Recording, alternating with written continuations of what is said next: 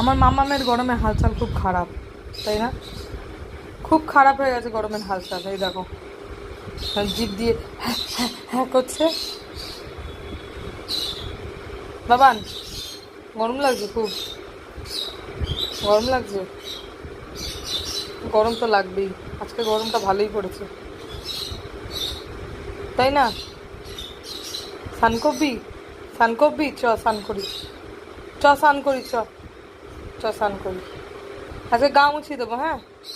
এখন তো স্নান করতে পারবো না, ভ্যাকসিন দেওয়া হয়েছে বলে। ভ্যাকসিন দেওয়া হয়েছে বলে এখন তো কিছুদিন স্নান করা যাবে না। তো মাম্মামের গাটা মুছিয়ে দিতে হবে আমার।